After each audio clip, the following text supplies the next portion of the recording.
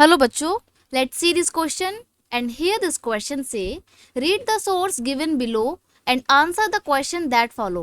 यानी कि आपको यहाँ पर कुछ एक्सट्रैक्ट दिए हुआ है, आपको इसको रीड आउट करना है और उसके बेस में जो एमसीक्यू फॉर्म में क्वेश्चन दिए हुए हैं जो आप हमारे को सॉल्व करने हैं। तो हम पहले क्या पढ़ेंगे, पहले हम हमारे एक्सट्रैक्ट को पढ़ते हैं, इस सोर्स को पढ़ते हैं, देन इसके बेस पे जो भी क्वेश्चन बनेंगे हम उनको सॉल्व करेंगे।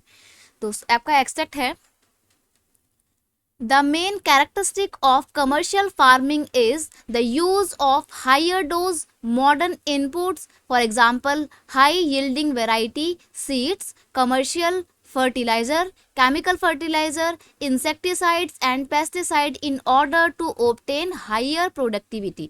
यानी कि देखो यहाँ पे आपको बोला गया है कि कमर्शियल फार्मिंग क्या होती है। कमर्शियल फार्मिंग एक ऐसी फार्मिंग होती है जिसमें बहुत ज़्यादा हाई अमाउंट में, हाई वेराइटी में आप क्या करते हो, नई नई टेक्नोलॉजी को, मॉडर्न इनपुट्स को, मॉडर्न इनपुट्स मतलब नए नए इक्विपमेंट्स को, जैसे कि हाई वेराइटी यील्डिंग सीड्स यानी कि जिनको HYV सीड्स बोला जाता है, उन बीजों का इस्तेमाल किया जाता है। केमिकल फर्टिलाइजर्स का इस्तेमाल किया जाता है, खाद और उर्वरक वगैरह। इंसेक्टिसाइड्स मतलब जो कीड़े होते हैं उनसे फसल को बचाने के लिए जो दवाई डाली जाती है उसको बोला जाता है इंसेक्टिसाइड्स या pesticides, in order to obtain higher productivity. और इन मॉडर्न इनपुट्स को इस्तेमाल करके हम क्या कर सकते हैं, अपनी जो क्रॉप प्रोडक्शन हो रही है उसको बढ़ा सकते हैं। प्रोडक्टिविटी को बढ़ाने के लिए कमर्शियल फार्मिंग को आज के टाइम पे बढ़ावा दिया जाता है। The degree of commercialisation of agriculture varies from one region to another. देखिए ये जो कमर्शियलाइजेशन हो रहा है ना आज के टाइम पे एग्रीकल्चर का, ये हर रीजन पे अलग अलग है। जैसे कि फॉर एग्जांपल हरियाणा और पंजाब ऐसे एरिया है जहाँ पे कमर्शियल फार्मिंग ने बहुत ज़्यादा ग्रोथ करी है। वहीं दूसरी तरफ ओडिशा, बिहार और झारखंड वगैरह कुछ ऐसे एरिया है जहाँ पे आज भी कमर्शियल फार्मिंग का कॉन्सेप्ट पूरी तरीके से डेवलप नहीं हो पाया है। जैसे कि for example rice is the commercial crop in Haryana and Punjab but in Odisha it is subsistence crop. देखो हरियाणा और पंजाब में राइस को इतना ज़्यादा प्रोड्यूस किया जाता है कि वो एक कमर्शियल फार्मिंग बन चुकी है, कमर्शियल क्रॉप बन चुकी है। कमर्शियल क्रॉप मतलब वो अपने सफिशिएंट अमाउंट में तो अपने लिए ग्रो करते ही हैं, साथ में साथ वो अपनी मार्केट एरिया में भी उन राइस को सेल करते हैं ताकि ज़्यादा से ज़्यादा प्रॉफिट अर्न कर सकें। तो चावल उगाने का, राइस को प्रोड्यूस करने का उनका एक मेन पर्पज सिर्फ अपने खुद के कंज्यूम करने का नहीं है बल्कि वो मार्केट में बेचना चाहते हैं। वही अगर हम ओडिशा की बात करें तो वहाँ पे आज भी जो जो राइस की क्रॉप होती है वो क्या है, सब्सिस्टेंस क्रॉप है। सब्सिस्टेंस क्रॉप मतलब ऐसी क्रॉप जो सिर्फ वो अपने जीवन निर्वाह के लिए इस्तेमाल करते हैं, खुद ही उसको कंज्यूम कर जाते हैं। Rice is the staple food crop of majority of the people in India. आज भी इंडिया के बहुत सारे लोगों के लिए राइस जो है वो क्या है, एक स्टेपल फूड है। स्टेपल फूड मतलब जो वो डेली यूज में खाते हैं, कंज्यूम करते हैं। Our country is the second largest producer of rice in the world after China. China की प्रोडक्शन में इंडिया जो है वो सेकेंड नंबर पे आता है और चाइना फर्स्ट नंबर पे आता है। It is a kharif crop which requires high temperature. देखिए जो राइस है वो क्या है, अगर आपसे क्वेश्चन में पूछे कि राइस कैसी क्रॉप है तो राइस जो है वो कौन सी है, एक खरीफ क्रॉप है। राइस एक खरीफ क्रॉप है विद रिक्वायर हायर टेम्परेचर। अब देखो अगर जब इसको प्रोड्यूस किया जाता है तो आपको क्या क्या इस्तेमाल करना होता है, क्या क्या चीज़ें रिक्वायर होती हैं चावल की खेती करने के लिए। तो सबसे पहली बात, टेम्परेचर हाई होना चाहिए। कितना होना चाहिए temperature,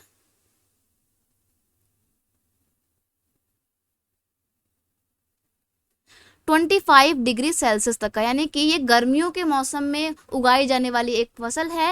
and high humidity with annual rainfall above 100 centimetre, यानी कि इसको ह्यूमिडिटी बहुत चाहिए होती है। ह्यूमिडिटी मतलब उमस बहुत चाहिए होती है, प्लस इसको रेनफॉल बहुत चाहिए होता है। 100 सेंटीमीटर जहाँ पे बारिश होती है वहीं पर चावल को आप ग्रो कर सकते हैं, क्योंकि चावल की खेती करने में ना बहुत ज़्यादा पानी की ज़रूरत होती है। In the areas of less rainfall it grow with the help of irrigation. अब मान लीजिए कुछ ऐसे एरियाज हैं जैसे कि राजस्थान का एरिया है, वहाँ पे तो पानी नहीं मिलता है, वहाँ पे बारिश भी बहुत कम होती है, वहाँ पे चावल की खेती नहीं होती है। ऐसा नहीं है, वहाँ पे इरिगेशन के थ्रू चावल की खेती को किया जाता है, यानी कि मॉडर्न तरीके से इरिगेशन को किया जाता है। ह्यूमन बेड तरीके के इरिगेशन को यूज़ करके ऐसे एरिया में भी राइस की क्रॉप को प्रोड्यूस किया जा सकता है जहाँ पे रेनफॉल बहुत ज़्यादा कम होती है। Rice is grown in the plain of north and north eastern India.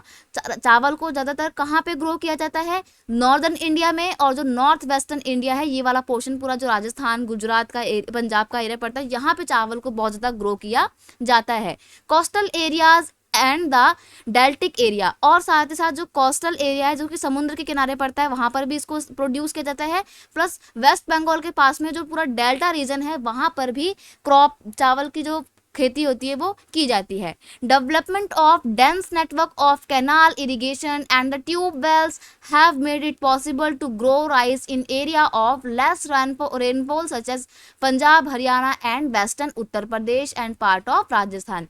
और अब क्या हो गया है, मॉडर्न टेक्नोलॉजी के थ्रू, मॉडर्न इरिगेशन के नेटवर्क्स के थ्रू, कैनाल्स वगैरह का इस्तेमाल करके, कैनाल मतलब नहर का इस्तेमाल करके क्या किया जाता है, अब ऐसे एरिया में भी चावल की खेती को किया जा सकता है जहाँ पे बारिश बहुत कम होती है, जैसे कि पंजाब, हरियाणा, वेस्टर्न उत्तर प्रदेश, यहाँ पे राजस्थान में ये एरिया ऐसे हैं जहाँ पे बहुत ज़्यादा बारिश नहीं होती है, लेकिन फिर भी यहाँ पे अब चावल की खेती होती है। इनफैक्ट पंजाब और हरियाणा जो है वो तो चावल की खेती करने के मामले में बहुत one of the best state में काउंट होते हैं। अब हमने जब पूरा हमारा सोर्स पढ़ लिया है तो हम वन बाय वन क्वेश्चन करते हैं। पहला आपका क्वेश्चन क्या है, पहला आपका क्वेश्चन है what is the main characteristic of commercial farming. Commercial farming का मेन कैरेक्टरिस्टिक क्या है। ऑप्शन दिए हुए हैं, maximum use of natural fertiliser, natural fertiliser को बहुत ज़्यादा अमाउंट में यूज़ करना, या higher dose of modern inputs, modern inputs को बहुत ज़्यादा क्वांटिटी में यूज़ करना, या फिर using moderate quantity of modern techniques को मॉडरेट वे में यूज़ करना, या नन ऑफ द अबव। तो यहाँ पे हमने क्या देखा था कि कमर्शियल फार्मिंग तब होती है जब मॉडर्न इनपुट्स को बहुत ज़्यादा इस्तेमाल में लाया जाता है। तो यहाँ पे आपको ऑप्शन बी बिल्कुल सही होगा। मैं साइड में आपके आंसर लिख रही हूँ। फर्स्ट एमसीक्यू का हमारा क्या आंसर निकला है, फर्स्ट एमसीक्यू का आंसर है बी। नेक्स्ट है, in which state rice is a subsistence crop. कौन से ऐसे राज्य हैं, कौन से ऐसे स्टेट हैं जहाँ पे आज भी राइस क्या है, एक स्टेपल फूड है। पंजाब, हरियाणा, गुजरात या फिर उड़ीसा। तो यहाँ पे आपका ऑप्शन डी बिल्कुल सही है, क्योंकि यहाँ पे हमने अभी रीड करा था, ये रहा इधर कि Odisha it is a subsistence crop. यहाँ पे सब्सिस्टेंस क्रॉप, ऐसा सॉरी स्टेपल नहीं, सब्सिस्टेंस क्रॉप पूछा है, तो ओडिशा में सब्सिस्टेंस क्रॉप है राइस आपका। तो यहाँ पे हमने सेकंड का क्या आंसर निकला है, डी निकला है, सेकंड का आंसर है डी। नेक्स्ट आपका क्वेश्चन है, which is the second largest producer of rice in the world. World में वो कौन सी ऐसी कंट्री है जहाँ पे चावल को जो है सेकेंड नंबर पे सबसे ज़्यादा लार्जेस्ट प्रोड्यूस किया जाता है। इंडिया, चाइना, ब्राज़ील या फिर रशिया। तो यहाँ पे आपका आंसर हो जाएगा इंडिया, क्योंकि इंडिया जो है वो चाइना के बाद सेकेंड नंबर पे सबसे ज़्यादा राइस प्रोड्यूसिंग कंट्री है। चाइना नंबर 1 पे है, चाइना सबसे ज़्यादा राइस को प्रोड्यूस करता है, सबसे ज़्यादा कंज्यूम भी चाइना ही करता है, क्योंकि चाइना की पॉपुलेशन इंडिया से भी बहुत ज़्यादा है। तो यहाँ पे आपका थर्ड का आंसर हो जाएगा ए। नेक्स्ट क्वेश्चन है आपका question fourth, what is the annual rainfall require for the rice. यानी कि चावल की खेती करने के लिए कितने रेनफॉल की ज़रूरत होती है, कितना रेनफॉल रिक्वायर होता है। 200 सेंटीमीटर या 95 सेंटीमीटर, 100 सेंटीमीटर या फिर 150 सेंटीमीटर। तो यहाँ पे हमने देखा था कि चावल की खेती करने के लिए 100 सेंटीमीटर एनुअल रेनफॉल की बहुत ज़्यादा रिक्वायरमेंट होती है। तो ऑप्शन सी पे आपको टिक करना है। तो यहाँ पे आपके फोर्थ का क्या आंसर हो जाएगा, फोर्थ का आंसर हो जाएगा सी। तो इस तरीके से हमने ये हमारा पूरा क्वेश्चन सॉल्व कर लिया है और सारे एमसीक्यू के आंसर भी हमारे को हमने देख लिए हैं। I hope you understand it well. Best of luck, thank you so much.